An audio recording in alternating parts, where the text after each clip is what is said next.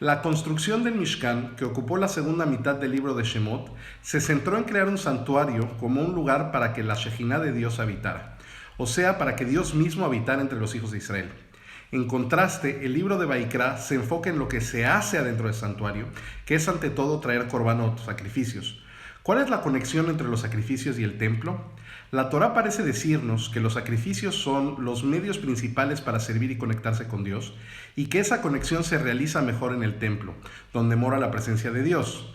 Pero, ¿cómo debemos entender cómo los sacrificios de animales y granos sirven como un medio para conectarse con Dios y mucho menos como el medio principal? Como personas modernas nos parece una forma muy extraña de adorar a un Dios infinito. ¿Qué necesita Dios con nuestros sacrificios? ¿No es un acto tan desordenado y sangriento uno que le quita la vida a un animal, lo más alejado posible de un acto de culto religioso elevado? Al mismo tiempo debemos reconocer que era la forma principal de adoración en el mundo antiguo. ¿Respondió acaso a una necesidad humana universal, algo relevante incluso para nosotros hoy, o fue parte de una sociedad primitiva menos desarrollada intelectual y espiritualmente? Dado que la Torá ordena sacrificios obligatorios comunales e individuales, además de permitir sacrificios de libre albedrío no obligatorios, es lógico que un enfoque judío tradicional busque encontrar un valor intrínseco en esos sacrificios animales. El Rambam Maimónides, sin embargo, en el Moreh Nebuchim, dice que proviene de una fuente de perspectiva racionalista, dice lo contrario. Rambam afirma que adorar a Dios a través del sacrificio de animales no es ideal, pero las personas en el momento de la entrega de la Torá no podían concebir ninguna otra forma de adoración.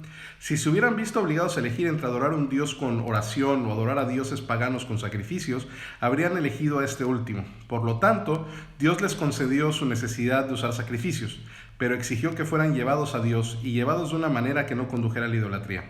Este enfoque, que resuena con la mayoría de las personas modernas, aún plantea algunas preguntas. Primero, ¿cómo podía Rambam, como judío tradicional que creía que en la unión de la eterna de las mitzvot, sugerir que los sacrificios habían sobrevivido a su propósito? Si no creía que continuarían siendo vinculantes en el futuro, ¿por qué escribió todas las leyes de sacrificios en su Yad HaZaká?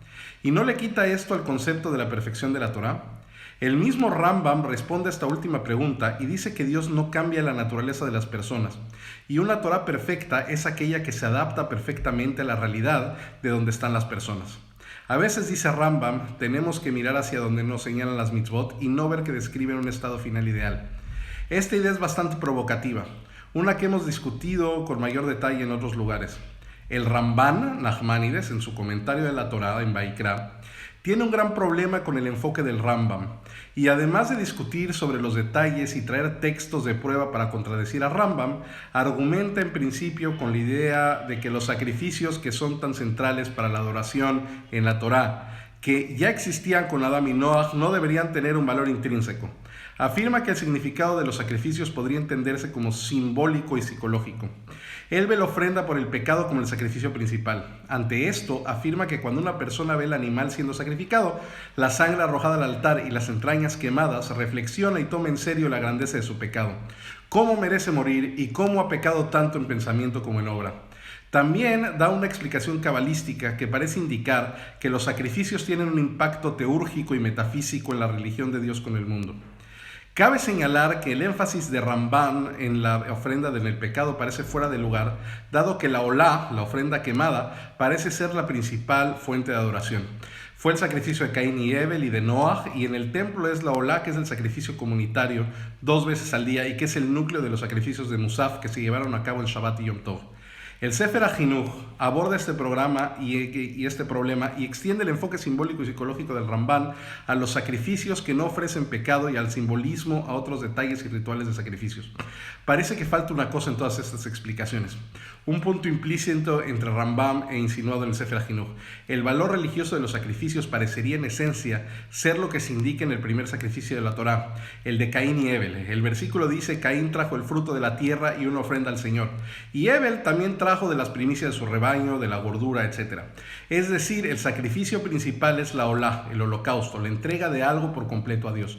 Es tomar el fruto del trabajo de uno, ya sea agrícola o ganadero, tomar lo que uno valora altamente y sentir profundamente conectado y reconocer que esto proviene de Dios, y devolverlo a Dios para demostrar e internalizar esta mentalidad. Esta es la razón por la cual la idea de sacrificar a los hijos o el mandato de Akedat Yitzhak se ajusta a este modelo. Está llevando la entrega de lo que más se quiera al extremo final. Entendido de esta manera, la ofrenda por el pecado está usando este principio como una forma de lograr el perdón y la expiación. Decimos en la oración Unetane Tokef, Utshuva, Utfila, Utzdaka, Ma'avirim et Roa Gzera, que el arrepentimiento, la oración y la caridad eliminan el severo decreto. De la misma manera que un corbán, que es una forma intensa y personal de caridad, de darse uno mismo, de dar lo que es más querido, acompañado de la confesión verbal hecha por la ofrenda, por el pecado, puede lograr la expiación. Puede ser que una de las razones por las cuales es más difícil para nosotros relacionarnos no es el concepto de dar cosas que atesoramos a Dios, sino porque no nos relacionamos de esa manera con los animales. E incluso éticamente, cuestiones aparte, la idea de sacrificar animales nos repugna estéticamente, dado lo poco que la mayoría de nosotros tenemos que hacer hoy con el ganado y la matanza. Nos gustaría que nuestras donaciones a causas religiosas se utilicen de una manera más práctica y no de una manera meramente simbólica. Si bien ambas cosas son ciertas y reflejan sensibilidades diferentes a las del pasado, todavía podemos entender la necesidad humana central de los sacrificios, que los sacrificios abordaron el templo. Un punto relacionado es la importancia de usar algo físico en nuestra adoración.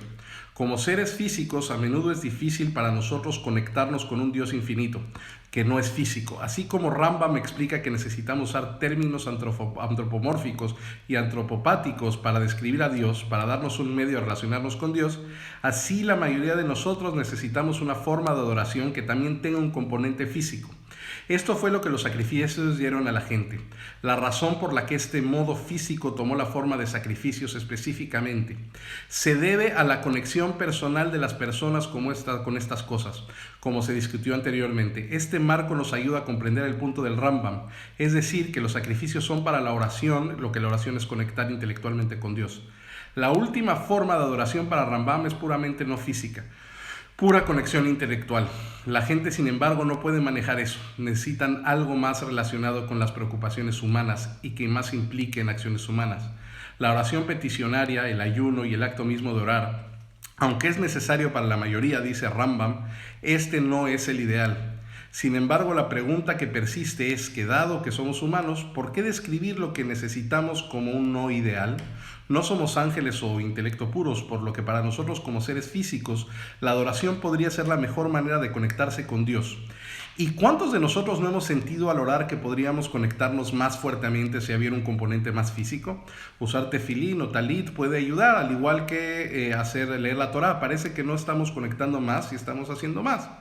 Entonces, al final, creo que el Rambam tenía razón en que los korbanot eran una concesión para los humanos, pero no por nuestro antiguo contexto pagano, sino por nuestra naturaleza humana, nuestra naturaleza física. La necesidad de encontrar formas significativas de conectarse y la importancia de lo físico siguen siendo tan verdaderas hoy como lo fueron en el tiempo del templo.